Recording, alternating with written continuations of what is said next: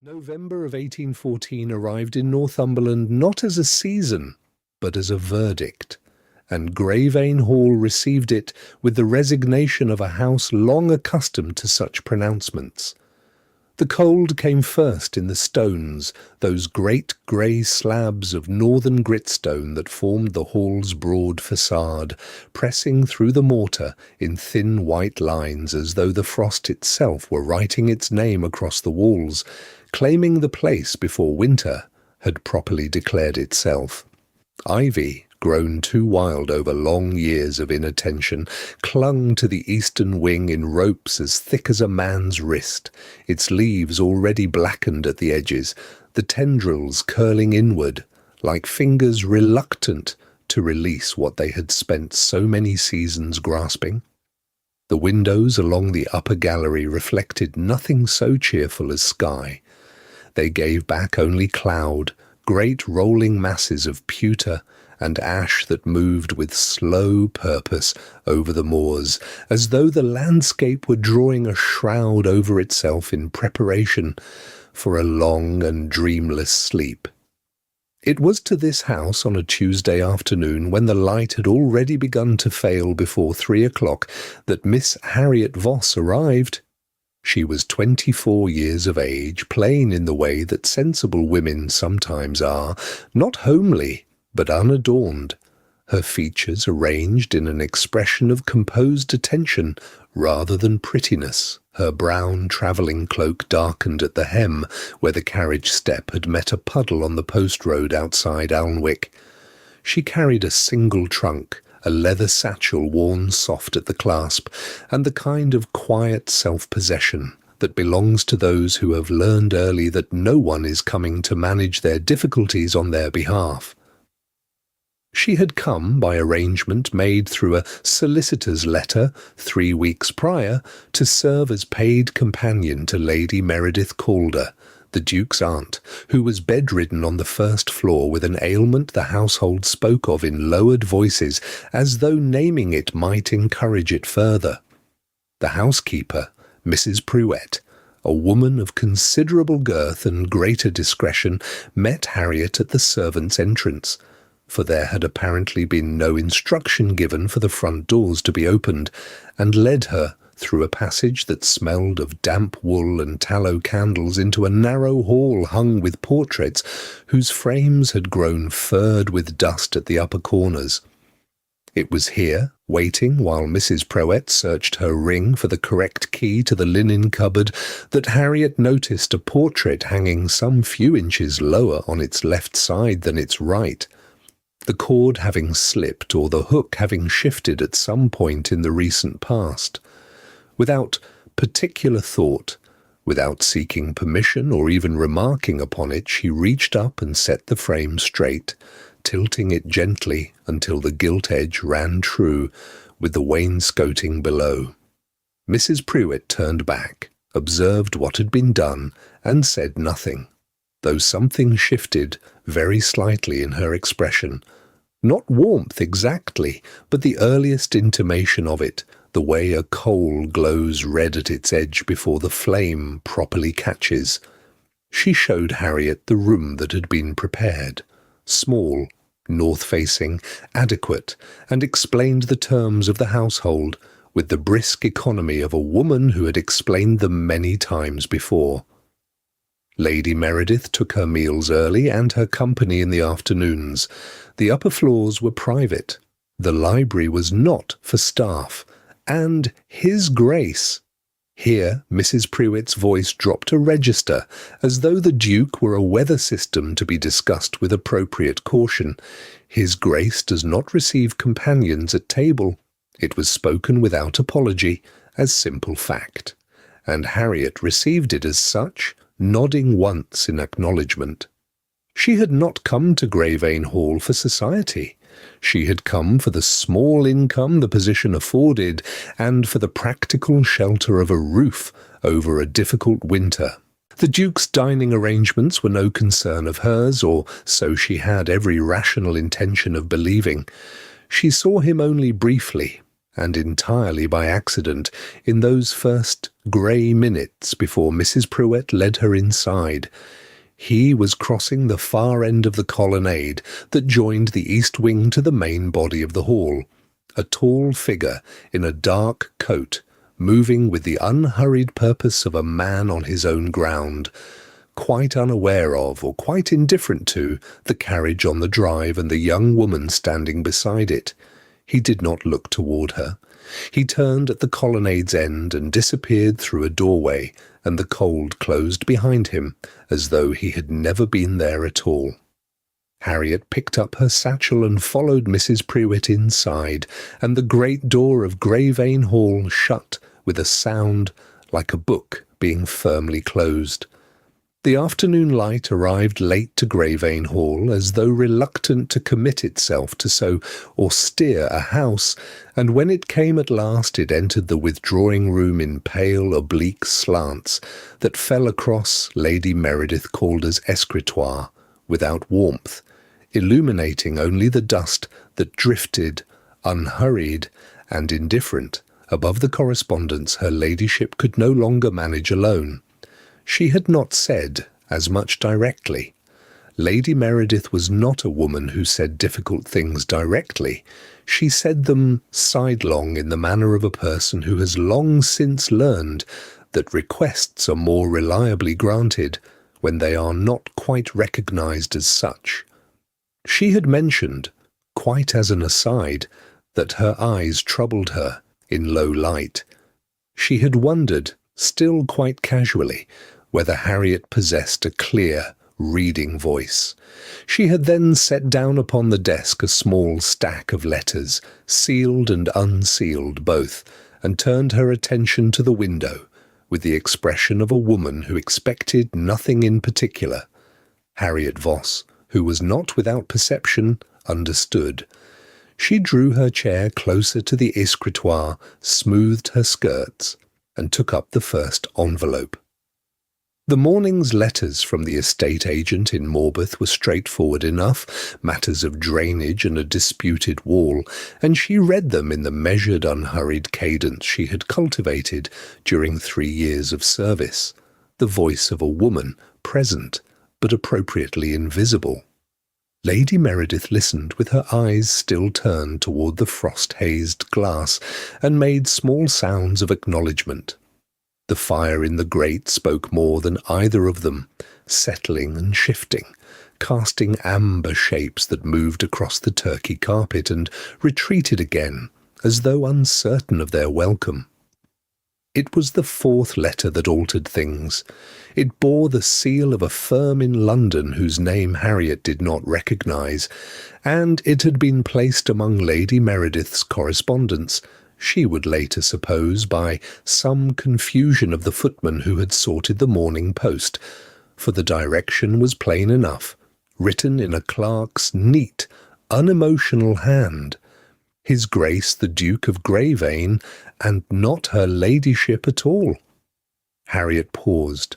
She held the letter a moment, noting the direction, and she might have set it aside.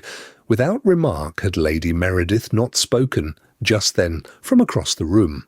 "Read that one too," her ladyship said, without turning from the window, with the serene authority of a woman who considers all correspondence at Greyvane to be, in some essential sense, her own concern. And so Harriet read it. The solicitor's language was precise and without sentiment, the language of men who traffic in obligations rather than feelings. It named, with the unadorned clarity of legal prose, the terms of an entail executed by the late Duke of Greyvane and countersigned by Mr. Gerald Finch of Harrogate in the autumn of 1803. The entail had been drawn, the letter explained, as the final instrument of a settlement between two families whose quarrel had consumed the better part of a decade, a dispute over land and water rights along a stretch of the Upper Reeder, long since adjudicated, but never, until that document, truly concluded. The instrument bound the present Duke, Alaric Calder, to solemnize a legal marriage with Miss Dorothea Finch, eldest daughter of the late Gerald Finch, before the passage of his 33rd birthday, or forfeit in entirety the entailed northern estates, those lands which constituted, the letter noted, with the restrained emphasis peculiar to solicitors bearing grave intelligence, the greater portion of the Calder inheritance. The solicitor wished to remind his Grace that said birthday fell in the coming spring. Harriet read to the end. She read to the end because she had begun, and because stopping mid-sentence would have been a declaration she was not prepared to make. When the last word was spoken, she did not immediately set the letter down. She held it another moment, not from indecision, but from the simple necessity of composing her expression into something that would communicate nothing at all. Then she placed it, carefully, upon the desk beside the others, with the same small, deliberate tidiness she brought to every task, and she folded her hands in her lap and said nothing. Outside, the November wind moved against the casement with a low, persistent pressure, and somewhere deeper in the house a door closed, solid and certain, on a room she had not yet entered. She understood her position now with a completeness that she had not possessed that morning when she had alighted from the carriage into Greyvane's cold embrace. She was companion to an invalid aunt. She was reader of letters that were not addressed to her, and she was already in some way she could not yet name, but recognized with a clarity that sat quietly beneath her ribs, too close to a man she must take care never to become close to at all. She did not allow herself to dwell on this. She reached for the next envelope. Across the room Lady Meredith Calder turned at last from the frost-pale window, and her eyes, which troubled her only in low light, rested upon Harriet's face with an attention that was neither casual nor kind, but simply and entirely awake. The library at Greyvane Hall held its breath in the hour before dawn, when the household lay yet insensible, and the only sound was the faint complaint of settling stone and the whisper of wind finding its way beneath the tall casement windows. It was, Harriet Voss had discovered on her very first morning, the most perfectly silent room in the whole of the great house, and silence, for a woman who had spent the better part of her 24 years making herself inconspicuous in other people's dwellings, was a luxury of the most exquisite order. She had crept there on the first morning with a single candle, and the tentative air of one who expects at any moment to be told she has no business being where she stands, and she had found the shelves so generously stocked, the leather spines so richly gilded, that she had stood for a long moment simply breathing in the smell of old vellum and cold ash and something faintly resinous, as though the room itself exhaled the memory of every fire that had ever burned within its grate. She had chosen carefully, as she always chose carefully, not the showy volumes placed nearest the door for the admiration of visitors, but a slender philosophical treatise set sideways on a lower shelf, its spine unmarked, as though it had waited there in deliberate modesty for precisely such a reader. On the second morning she had returned it and taken another. On the third morning she was deep in a page concerning the nature of moral obligation, when she became aware, with the particular acuity that belongs to those long accustomed to inhabiting rooms on sufferance, that she was no longer alone. She did not startle. She had learned very early in life that startling was a luxury afforded only to those who had a right to be surprised. She closed the book upon her finger and turned, and found Alaric Calder, Duke of Greyvane, standing in the doorway in his riding-coat, a pair of leather gloves held loose in one hand, regarding her with an expression that was neither displeasure nor welcome, but something more exacting than either. the expression of a man who has encountered a variable he had not accounted for and is in the process of deciding what weight to assign it. For a moment, neither of them spoke. The cold ash in the grate lay undisturbed between them. Two people, breathing the same silence, Harriet thought, was rather different from two people enduring the same silence, and she was not yet certain which this was. He crossed the room without haste, not toward her precisely, but in the direction of the window, where the first pale intimation of morning was beginning to dissolve the darkness over the park.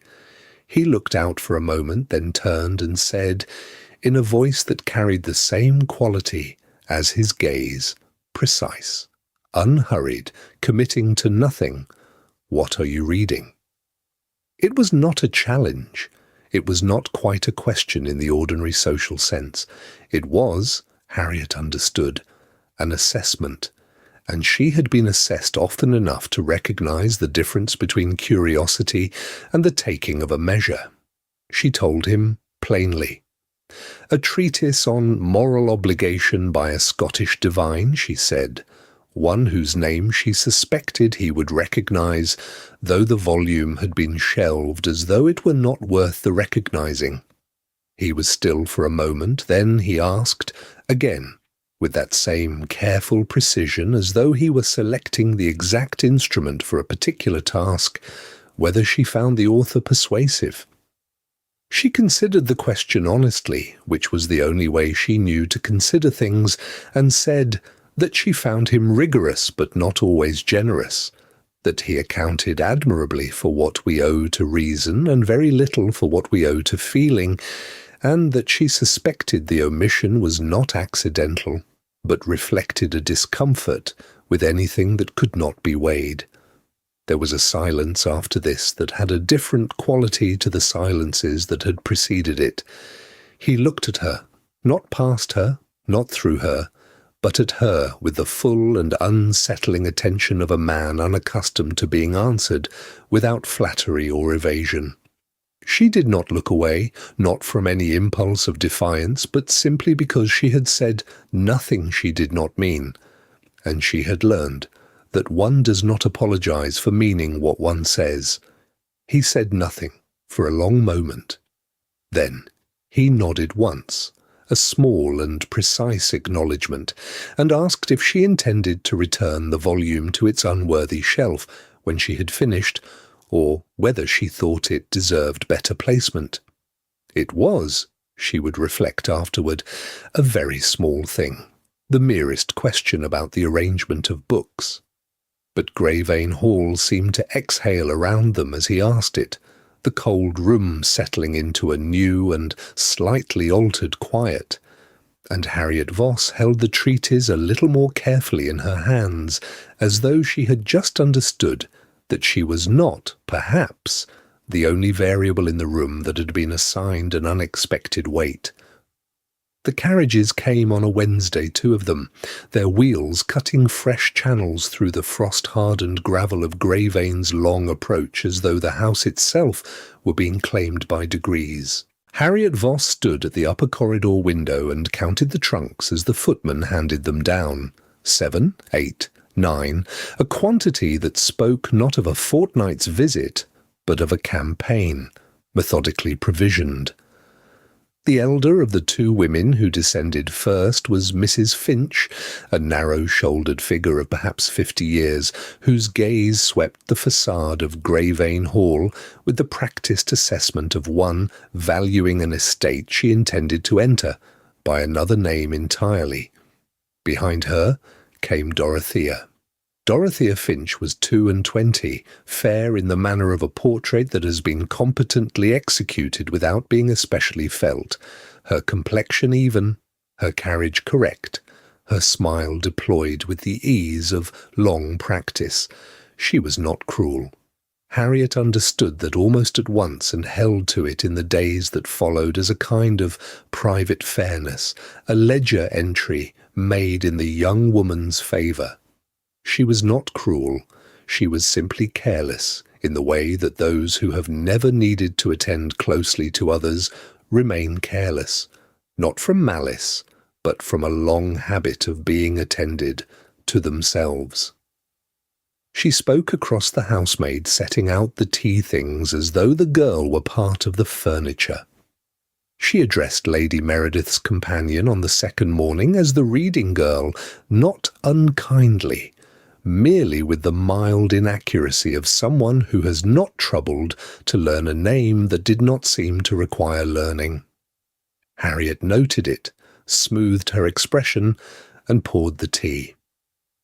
The Duke received his guests in the great hall with every form of welcome that courtesy demanded. He was, Harriet thought, watching from her customary remove near the doorway, a man performing a part he had agreed to perform, the movements correct, the words well chosen, the attention given at precisely the intervals at which attention is expected. He was honouring a contract. There is a difference, she had come to understand, without being able to say precisely when the understanding had arrived, between a man who courts and a man who fulfills an obligation in the shape of courtship, and that difference lives not in the words spoken, but in the quality of the silence between them. His silences with Dorothea were correct and uninhabited. Lady Meredith, who saw a great deal from beneath her lace cap, and said rather less than she saw, drew Harriet aside on the afternoon of the visitor's arrival, and made her wishes plain, without ceremony. "You will attend the evening gatherings," she said, "all of them." And Harriet understood that she was not being invited but positioned, a smoother of atmospheres, a filler of pauses, a woman whose particular usefulness lay in making difficult rooms feel less so. She agreed, as she agreed to most things at Greyvane, with a composure she had cultivated over 4 years into something very nearly resembling ease. It was on the 4th evening of the visit that Dorothea displayed her accomplishment at the pianoforte. She played with accuracy and moderate feeling, her fingers moving across the keys in the manner of someone who has practised sufficiently to avoid error without having practised enough to achieve transport. The candles made a warm island of the drawing-room against the dark Northumberland night pressing at the tall windows, and the small audience arranged itself in attitudes of appreciative attention. Harriet sat near the writing table, a little apart from the family grouping, her hands still in her lap. At some point during the second piece, a gentle air in a minor key that seemed to ask more of the instrument than the performance was quite delivering, she became aware that the Duke was not watching the performer. His gaze had moved with the involuntary quality of a thing not chosen to the window behind Dorothea's head, to the black glass, and the darkness beyond it, where November held Greyvane in its patient grip. He remained thus for perhaps 30 seconds only. Then he returned his attention to the room, to the candles, to the young woman at the keys, and his expression resumed its courteous composure as though it had never departed. Harriet looked away. She filed the observation in some interior cabinet she did not name and did not open, and when the piece concluded, she was among the first to offer a word of sincere appreciation, because Dorothea had played accurately, and accuracy deserves its small acknowledgment. The morning after Dorothea Finch's arrival, Greyvane Hall exhaled the restless quiet of a house that has received a guest it cannot quite place, and it was Alaric who broke that quiet by proposing, at the breakfast table, that the entire household might benefit from air and exercise before the afternoon's correspondence claimed them. Lady Meredith, whose bones had long since made their own arrangements with December, declared herself content to remain beside the drawing-room fire, though she pressed Harriet's hand and asked, in the particular tone she used when asking was in truth instructing, whether Harriet might carry a small packet of letters down to the boathouse post-box before she returned. The carrier passed that way before noon, and the matter could not wait another day. Harriet agreed, as she always agreed to Lady Meredith's requests, and so the party set out across the lawn in something loosely resembling cheerfulness. Dorothea on Alaric's right arm, her violet pelisse, very fine, against the colourless sky, her conversation light and without fault, her laughter arriving at precisely the intervals that suggest a woman who has been taught when laughter is becoming. Harriet walked a half-step behind, as was proper for a companion, and carried Lady Meredith's letters in her coat pocket, and said very little, which was also proper, and required no effort whatsoever.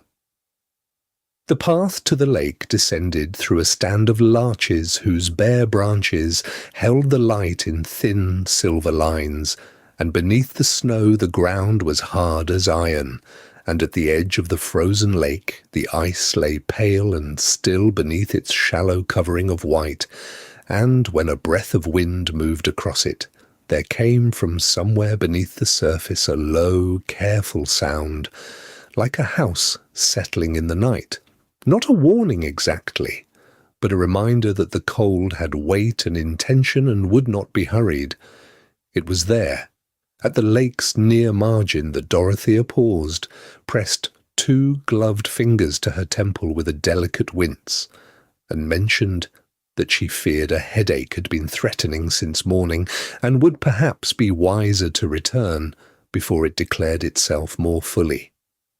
Alaric looked at her with attentive concern, and she waved him forward with pretty insistence. She knew the path perfectly well, she said, and would send word if she required anything, and they were not to cut short their walk on her account. And so she turned back, her violet figure diminishing among the larches until the trees received her entirely, and Harriet and Alaric were left alone at the edge of the ice, with the last quarter-mile of path still ahead of them, and no particular reason to speak. They walked it in silence, not the silence of discomfort nor the silence of 2 people who have run short of things to say, but the particular silence that falls when the landscape is doing the speaking and neither person wishes to interrupt it, the creak and tick of ice asserting its slow geometry beneath them, their breath rising in brief white columns that the air dissolved before they could become anything permanent, the muffled percussion of their footsteps on snow-covered stone. The boathouse appeared at the path's turning, a low, dark structure with frost along its eaves, and Harriet stepped ahead to lift the post-box's latch and deposit Lady Meredith's packet, with the careful attention she gave to small tasks entrusted to her. When she turned back, Alaric had not moved. He was looking out across the lake, not at anything in particular, but in the manner of a man who is looking inward and requires a horizon in order to do so. He spoke without turning, and without preface, in the level voice of someone who has not decided to speak but finds himself speaking nevertheless. He said that his father had quarrelled with the Finch family once, long ago, before Alaric was old enough to understand what a quarrel of that kind costs. He said that his father had been a proud man, and that proud men have a gift for turning injuries into obligations, and obligations into the permanent furniture of a house, and that the entail they had spoken of, the condition that named a Finch, had grown from that quarrel as directly as a weed grows from neglected ground, though whether from guilt or from stubbornness, his father had not lived long enough to clarify. He fell quiet then, in the way of a man who has said more than he intended, and is uncertain whether he regrets it. The ice spoke beneath them, one low syllable. Harriet looked at the frozen lake for a moment, and then she said, very simply, that honour owed to the dead should not cost the living more than the dead had ever intended to demand. She said it without emphasis, without the inflection of advice, as though it were merely a thing she had noticed and could not see any reason to conceal. Alaric stopped walking. He had, in fact, already stopped, but he stopped again in a different way, a stillness that was not the stillness of cold, but of something arriving. He did not look at her. The lake accepted their silence without comment as frozen things accept whatever is placed upon them, and the grey Northumberland sky held itself above them with the patience of something that has been waiting a very long time for this particular afternoon to come to pass. The summons came at the grey hour between afternoon tea and the lighting of the evening lamps, delivered not by the usual housemaid, but by Lady Meredith's own attendant, a woman of few words and a face that offered nothing, which told Harriet even before she climbed the east corridor stairs that the occasion was not casual. Greyvane Hall was quiet in its upper reaches. The corridors held the particular hush of a house that has stood through many winters and learned to keep its own counsel, and the cold here was different from the cold below, drier, more deliberate, pressing softly against the wainscoting as though the season itself had chosen to wait outside the door rather than intrude uninvited. Harriet smoothed her grey wool gown as she knocked, adjusted nothing that needed adjusting, and entered. Lady Meredith Calder sat propped among a considerable architecture of pillows, a shawl of deep amber wool across her lap, a fire at her left burning with the steady, purposeful warmth of a fire that had been built by someone who understood the occupant's requirements precisely. She looked, as she always looked, somewhat smaller than her influence, her frame narrow, her hands folded without fidgeting, her dark eyes entirely alert. She was not a woman whose illness had softened her.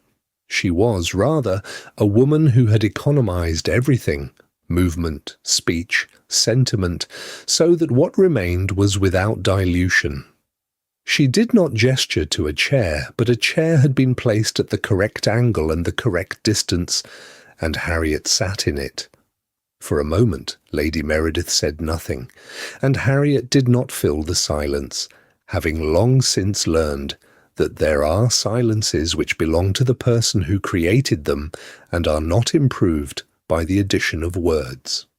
At last the elder woman spoke. She said, without preliminary, without cruelty, and with precisely the quality of a woman who has decided that kindness consists not in softening a truth, but in delivering it before more harm is done, she said, "You are falling in love with a man who cannot choose you." The fire shifted. A coal resettled with a small private sound. Harriet did not look away, and she did not deny it, because to deny it would have been an insult to them both, and she was not a woman who insulted people she respected.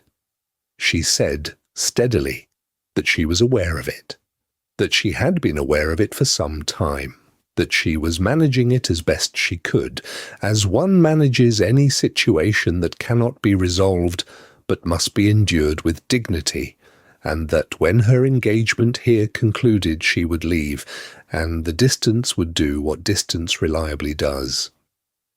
Lady Meredith considered this for a moment with the expression of a woman who finds the answer adequate, but not entirely satisfying. Then she said something unexpected. She said that the entail, the document that had arranged her nephew's entire marital future before he was old enough to form his own opinions on the subject, had not been written from policy or strategy or any particular wisdom about the perpetuation of great estates. It had been written in grief.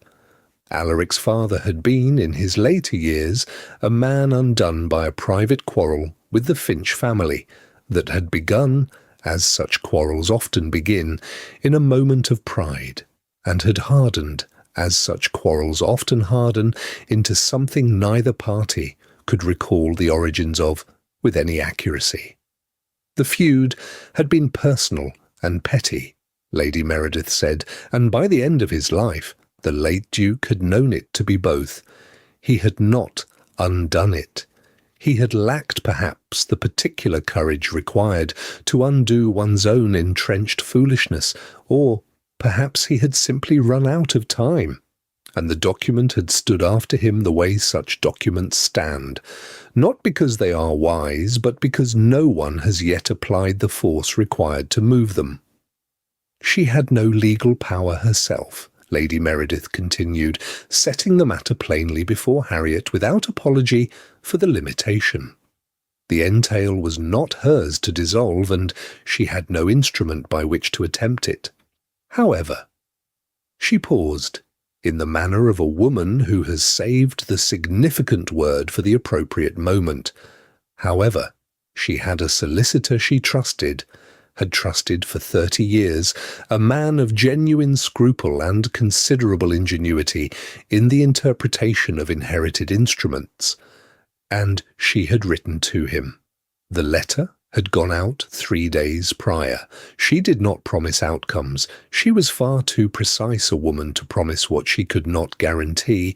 She said only that she had written and that the matter was now in motion, and that Harriet should know this before she departed, because it seemed to Lady Meredith that a woman who was conducting herself with this much dignity in a difficult situation deserved at least the knowledge that someone else in the house had seen clearly and acted accordingly. Harriet sat for a moment in the amber-lit stillness of the room, the fire breathing quietly beside them, and felt, not hope precisely, because she was too careful for hope, but something adjacent to it, small and not yet named, which she chose, for now, to leave undisturbed. The cold parlour at the eastern wing of Greyvane Hall had not been properly warmed in some days, for it was a room of secondary consideration, a place where the house itself seemed to hold its breath, keeping its counsel behind walls of pale plaster and curtains drawn against the Northumberland dusk. The fire had been banked low, its embers offering the faint amber suggestion of heat rather than any true comfort, and the 2 candles upon the writing table cast long trembling shadows across the wainscoting, as though the room itself were uncertain of what the evening might require of it. It was into this spare and somewhat chastened space that Dorothea Finch had asked Harriet Voss to come, the request delivered through a maid with a quietness that carried no sharpness in it, only the steady assurance of a young woman who had decided upon something and meant to see it through. Harriet had obeyed, as companions do, though she had stood a moment in the corridor before entering, smoothing the front of her grey dress with both hands in a gesture that was less vanity than steadying, a small private preparation, like a musician drawing a breath before the first note. She found Dorothea standing near the window, rather than seated, one hand resting upon the sill, looking not outward into the dark garden, but inward at some consideration that had plainly occupied her for some hours. She was dressed simply for the evening, her dark hair arranged without ornament, and there was about her bearing none of the ceremony that rank might have permitted her.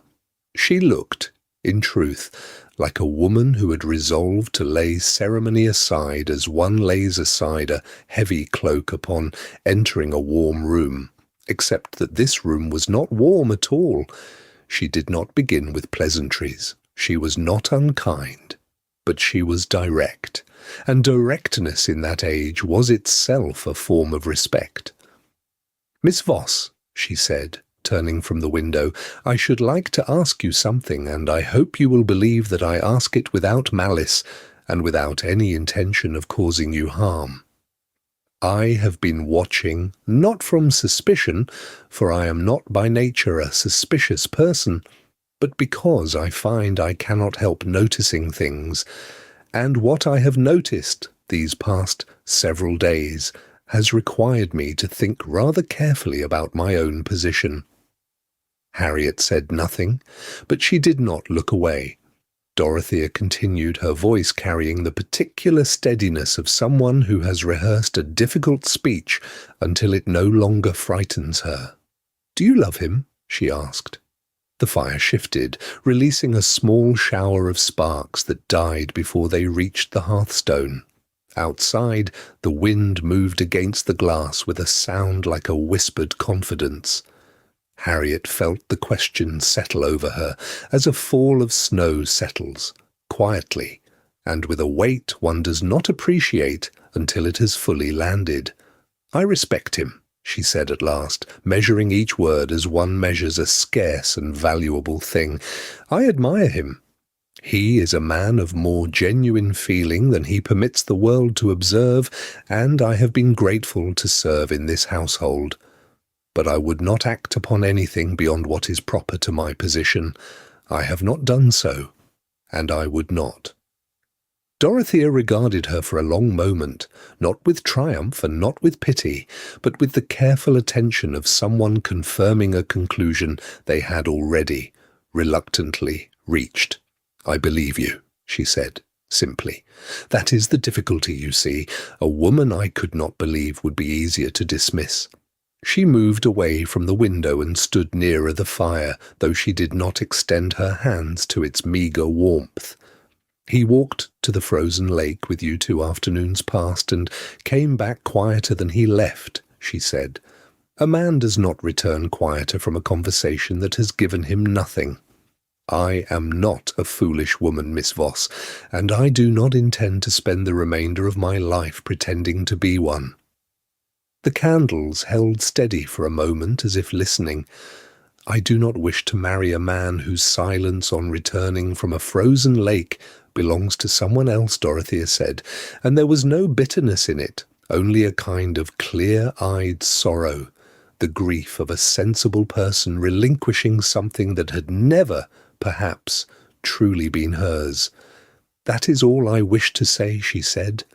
"I am grateful you came." Harriet left the parlour some minutes later with the sense that she had witnessed something rare, not a defeat and not a victory, but the quiet, uncelebrated courage of a woman choosing honesty over convenience, dignity over desire, in a cold room with a low fire, and no one to applaud her for it.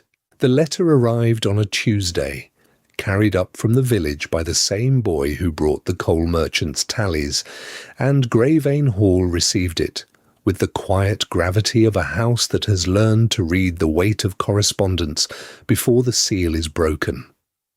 Lady Meredith took it at the breakfast table, turned it once in her thin fingers, and said nothing aloud, only rose, folded the pages with the care one gives to a document that may alter the shape of many lives, and carried it to her sitting-room, where the fire had been built high against the Northumberland cold that pressed against every casement like a patient creditor.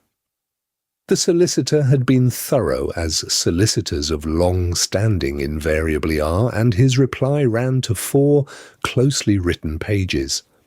The ink still carrying that faint mineral smell that accompanies official intelligence from the city.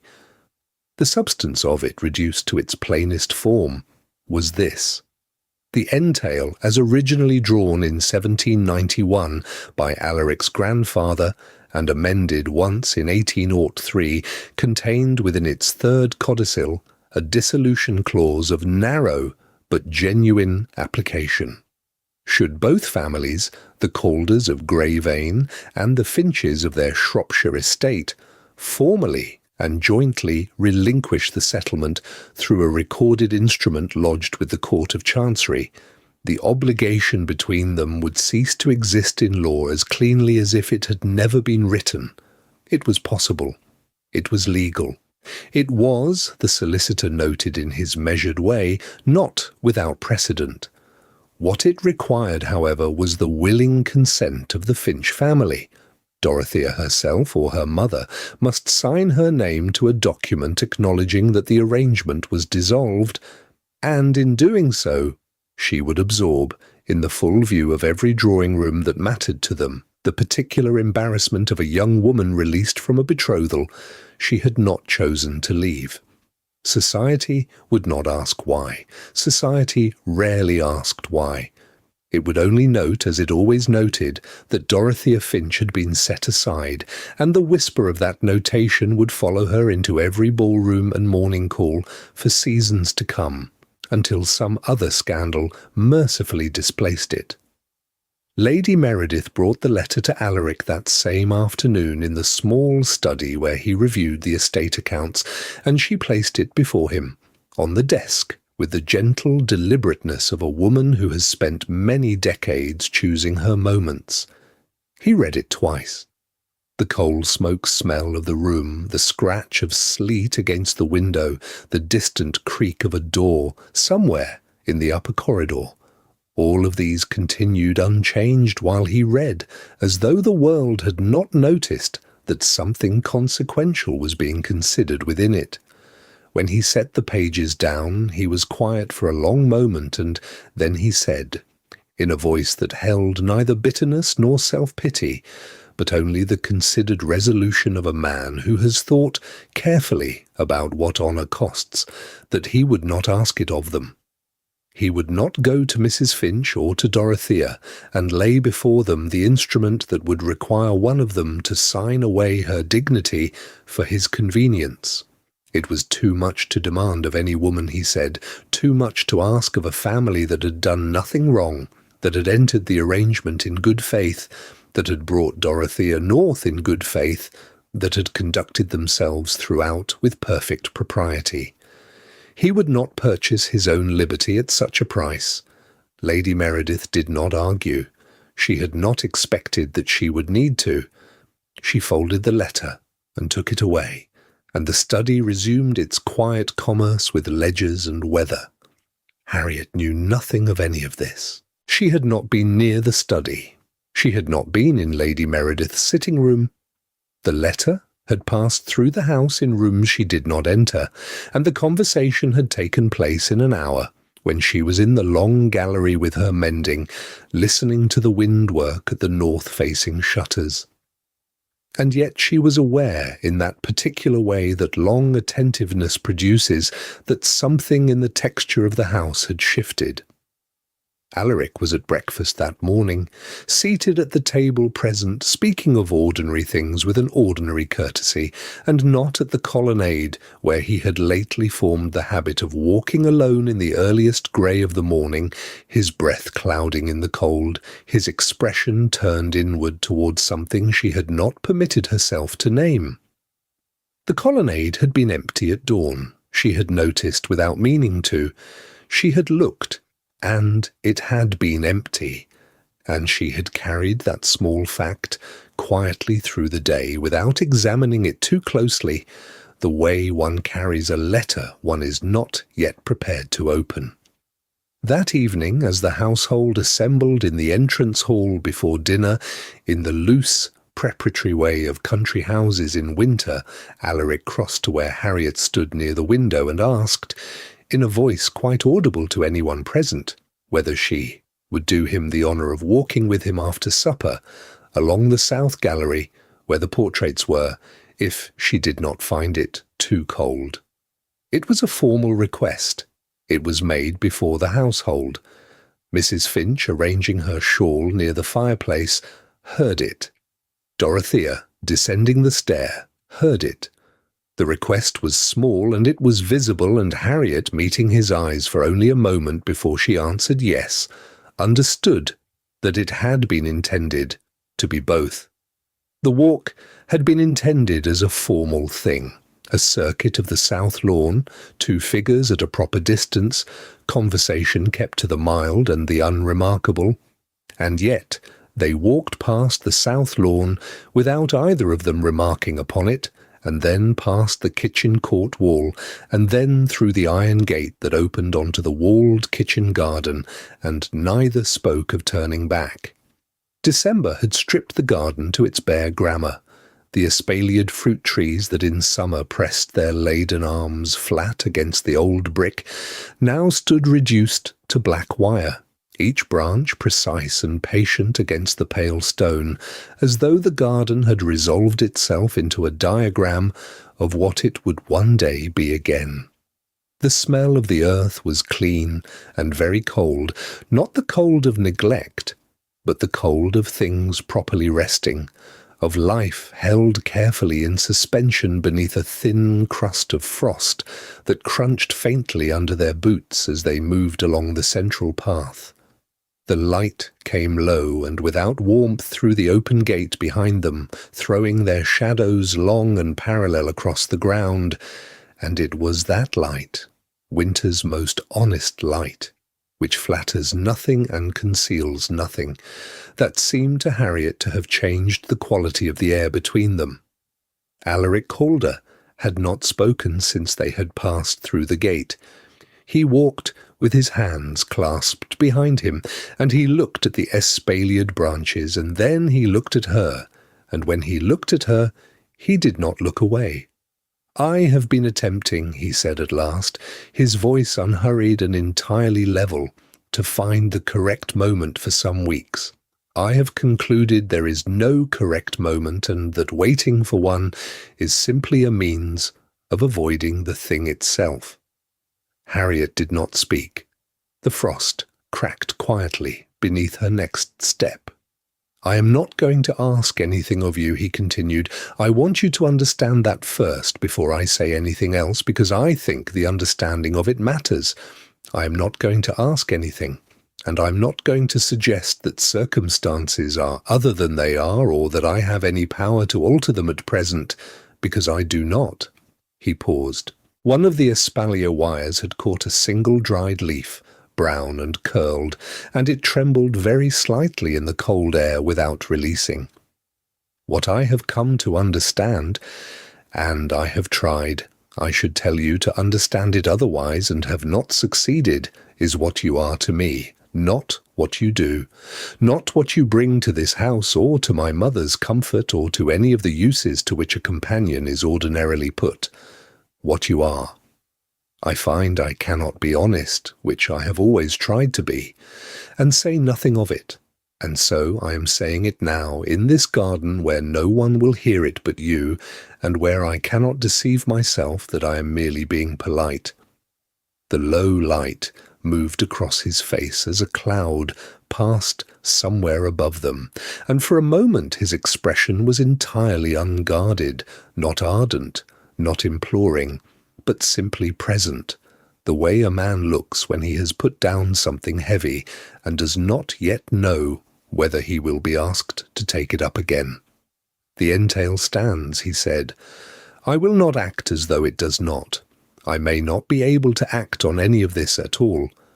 I want you to know that I am aware of that, fully, and that I am not asking you to wait or to hope or to alter your own course in any way. I am only asking, no. I am not asking. I am telling you, because to do otherwise would be a kind of cowardice I cannot afford, that I know what you are to me." He stopped walking. So did she. The kitchen garden held them both in its stripped and patient quiet. Harriet looked at the black wire of the nearest espalier, at the cold earth between the paths, at the gate through which the winter light still came without apology. She breathed in. The breath was long, and she let it settle in her before she answered, because an answer given before it was ready was no answer at all. "I have heard you," she said at last. Her voice was steady. She had not known it would be, and she was grateful. "I have heard you, and I am glad you are honest, because I think you are right, that silence would have been its own kind of dishonesty. And I will not ask you to be dishonourable, not now, not in any circumstance that I can presently imagine." She did not say more than that. There was more that might have been said, but this was not the moment for it, and she thought he understood as much.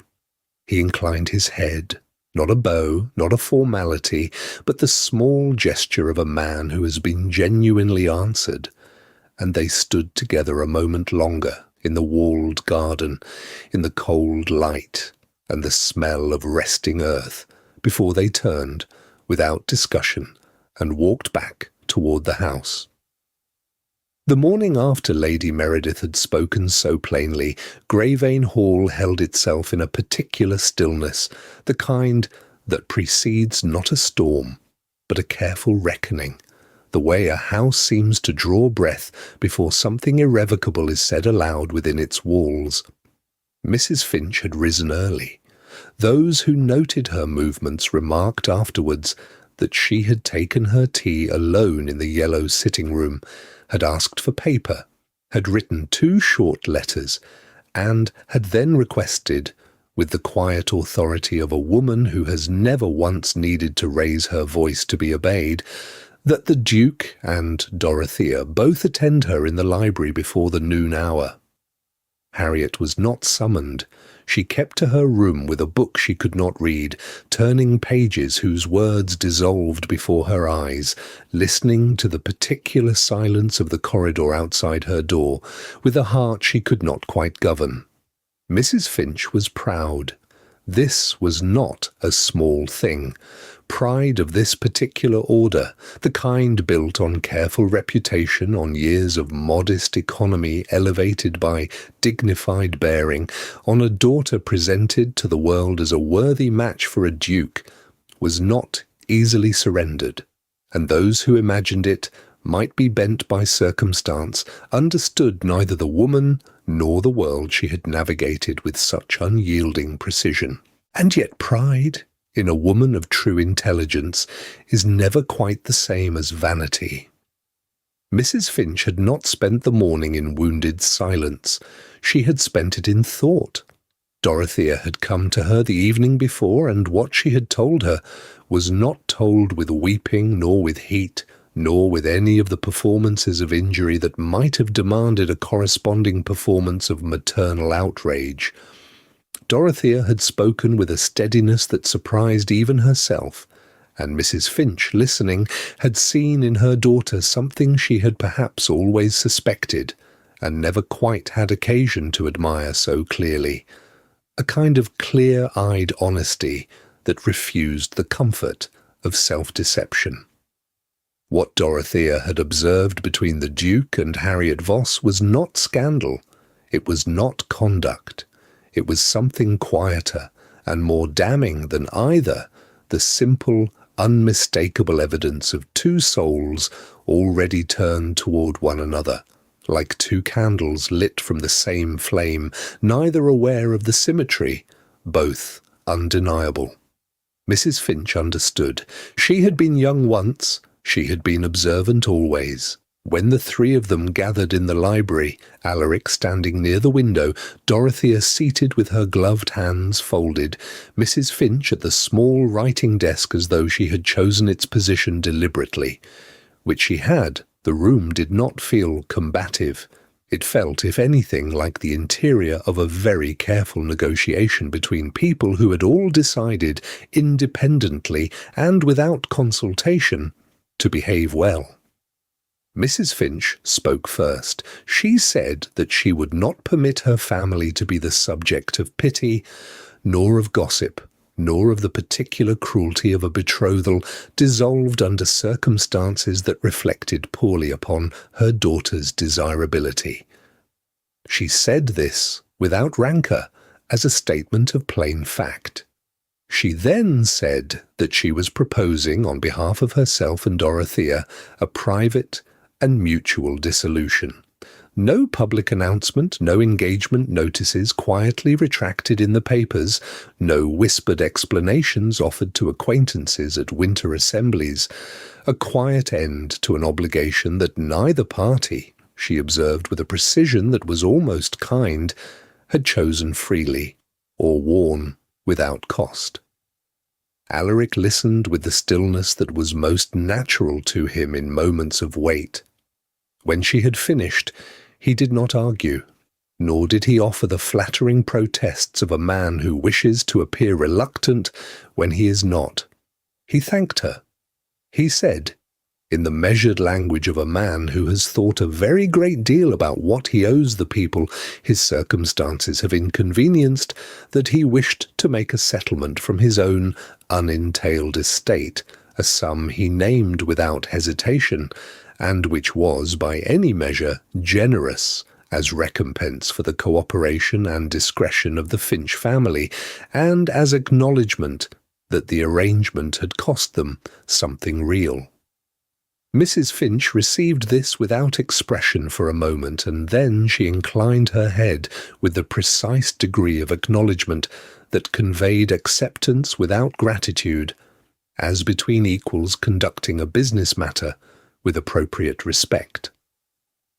The papers were drawn by mid-afternoon, signed by both parties in the presence of the estate steward, and sent by express rider to Lady Meredith's solicitor in Newcastle before the light had fully left the sky.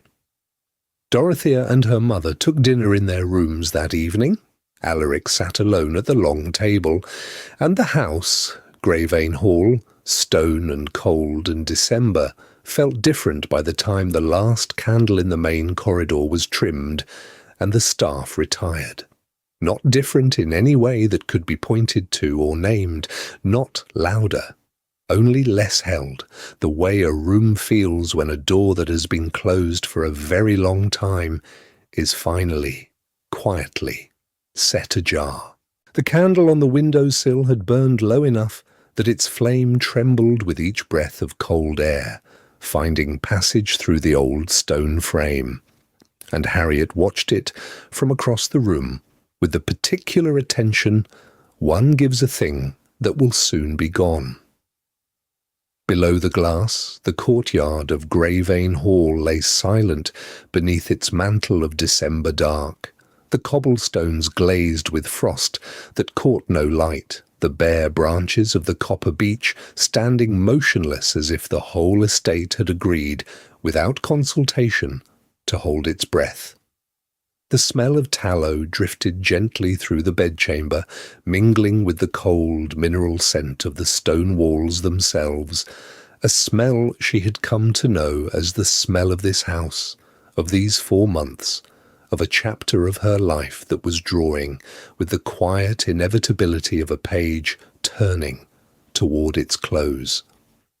She lifted a folded shawl from the chair beside the wardrobe and placed it with deliberate care into the open trunk at the foot of her bed. It was a good trunk, serviceable and without ornament, the brass fittings worn to a soft patina that spoke of previous journeys, previous endings, and she thought it suited her well enough, for she was a woman of no rank and practical habit, and she had always known that paid companions did not remain when their engagement concluded. The entail had been dissolved. Yes, she understood that, but the dissolution of a legal instrument was not the dissolution of the distance between a duke and a woman hired to read aloud to his aunt. That distance was not written in any document.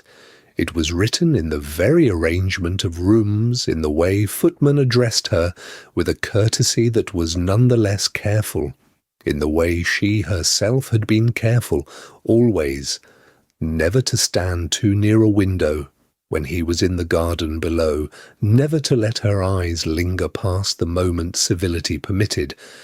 She understood such distances. She had been educated in them before she could fully read. A second shawl followed the first. Then the small leather volume of verses she kept, not because she was sentimental, but because the margins held her own notations, and those were hers, regardless of where she went. Christmas was 4 days hence. She had been engaged until Christmas. The arithmetic was not complicated. She had been folding a linen cap when the door opened without ceremony in the manner peculiar to Lady Meredith, who had never in her life knocked before entering a room she considered in some essential way her own. Harriet did not start. She had grown accustomed to Lady Meredith's entrances as one grows accustomed to the sudden creak of a particular stair. The older woman stood in the doorway for a moment, her sharp eyes moving from Harriet's face to the open trunk to the folded shawls with the brisk economy of a person who had assembled the whole of the situation before she had fully crossed the threshold. "You are packing," said Lady Meredith. It was not quite a question. "I am, my lady," said Harriet, and she smoothed the linen cap and set it gently beside the shawls. "I was engaged until Christmas, and Christmas is nearly upon us." The silence that followed was the particular silence Lady Meredith deployed when she was deciding whether a thing deserved to be argued with directly or simply outlasted.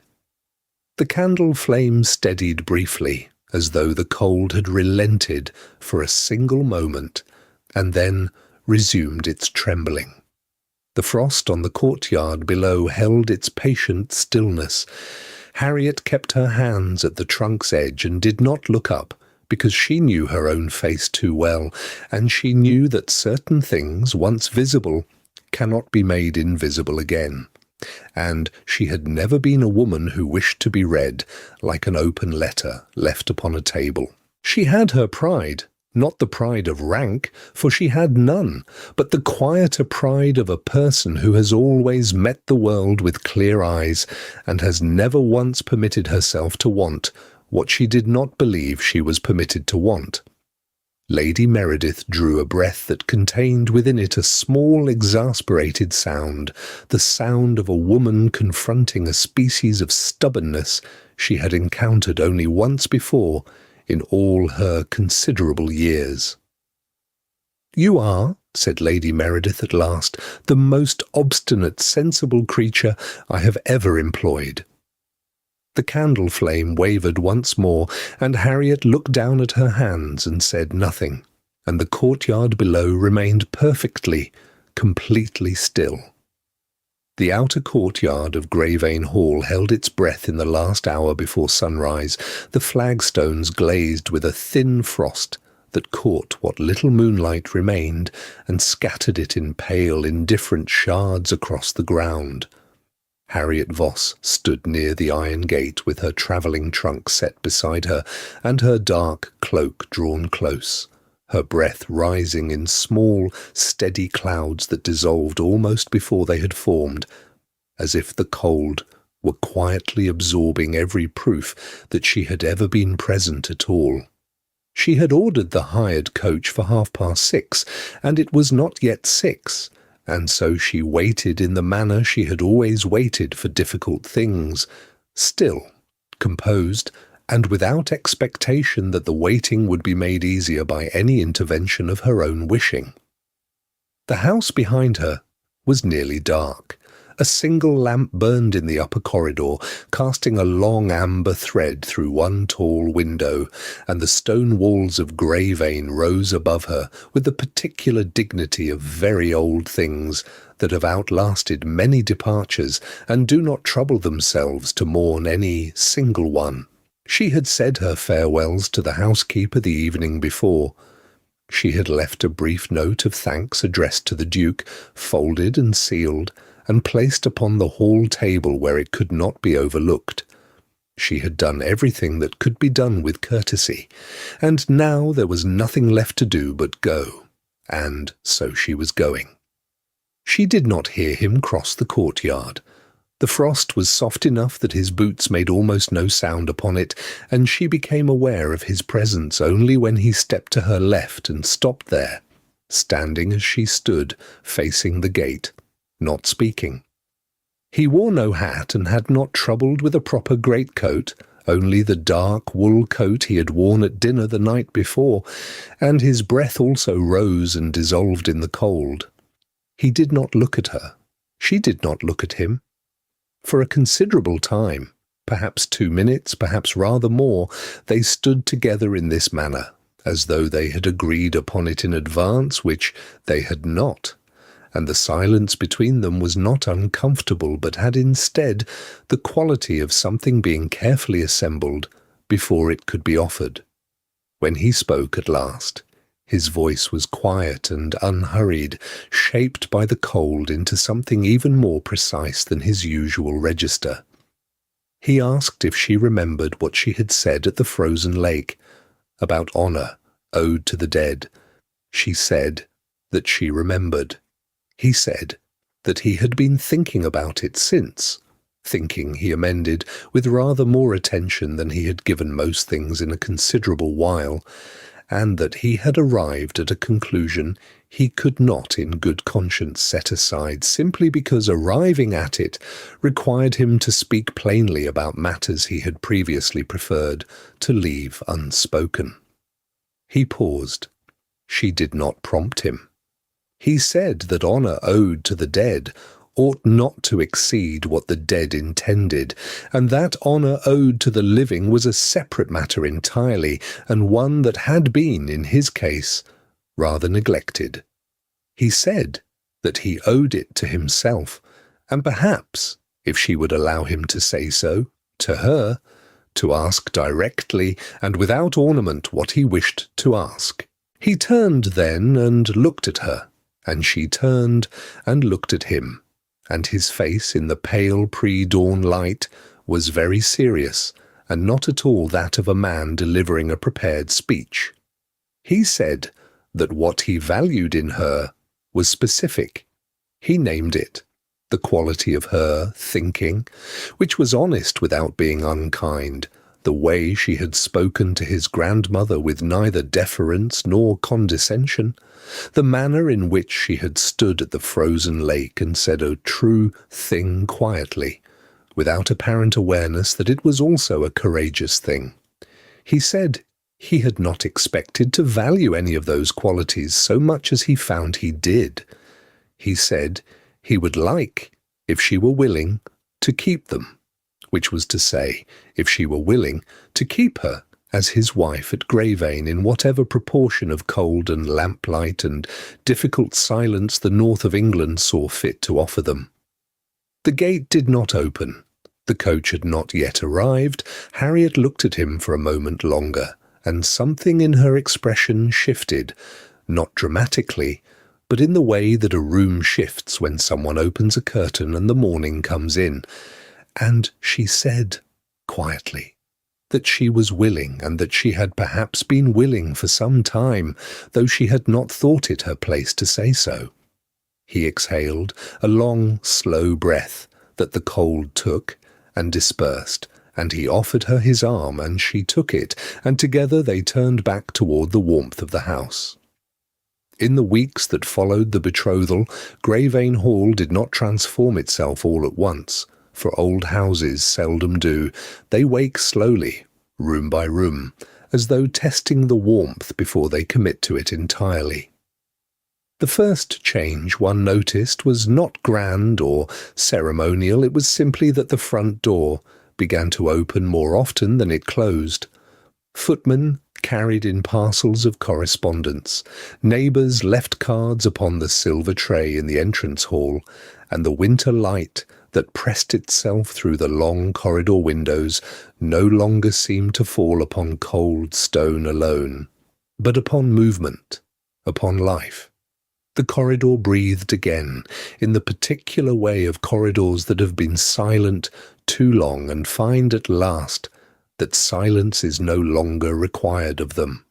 Fires were lit in rooms that had been kept shuttered through the better part of 3 winters. The morning room with its faded yellow silk, the small parlour off the east passage where a pianoforte stood beneath its holland cloth, the corner sitting-room that Lady Meredith had once used for her correspondence before illness and grief had reduced her world to the width of a bedchamber. One evening, near the close of the year, Lady Meredith descended the main staircase upon Alaric's arm and came to table for supper. Not the invalid's table set upon a tray, but the long dining table with its candelabra and its second-best china, for there was no occasion formal enough to warrant the first. She ate a little of the consommé, spoke pleasantly of the frost upon the kitchen garden, and stayed until the last of the tallow candles had burned to its brass cup. No one remarked upon how long she had been away from that table. They simply passed her the bread and were glad. Harriet, for her part, did not become a different creature. She had never sought grandeur and found she did not suddenly require it now. She still rose before the household, still walked the library at dawn in her sensible half-boots with a shawl drawn over her shoulders, drawn by the particular quality of winter morning light that settled amongst the old spines and gilded titles and made the room feel as though time had paused there out of affection rather than neglect. She still straightened the portraits as she passed them, a small adjustment to a tilted frame here, a dusting of a brass nameplate there, attending to the generations of Calders who watched from their dark canvases with expressions ranging from the severe to the faintly puzzled, as though they, too, were making their slow accommodation to the change that had come upon the house. Alaric found her there one morning, her fingertips resting against the corner of a portrait of his grandmother, who had been rendered in oils some 50 years prior, with an expression of considerable determination. He stood in the doorway and watched her for a moment without speaking, and she became aware of him only when the draught from the passage touched the back of her neck. She turned. Nothing was said that was not already understood. He crossed the room and offered her his arm, and they stood together before his grandmother's portrait in the pale early light, and the library held them comfortably, as rooms hold people for whom they have been waiting. The new year came in quietly at Greyvane, no great assemblies, no fireworks upon the grounds, only the housekeeper's tradition of placing a sprig of rosemary above each interior door for good fortune, which Harriet had learned was a custom the cook's mother had brought from her girlhood in the north, and which no one could now recall beginning or had any intention of abandoning.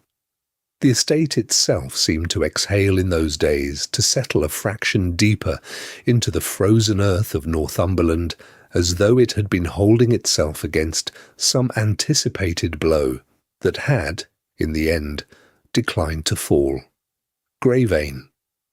The name had carried cold within it once, had sounded, when first spoken to Harriet on the coach road in November, like the name of a place that had made its peace with being forsaken.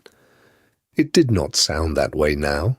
Now it sounded like what it was, a house, imperfect and enduring, filled with the small ordinary noise of people who intended to remain.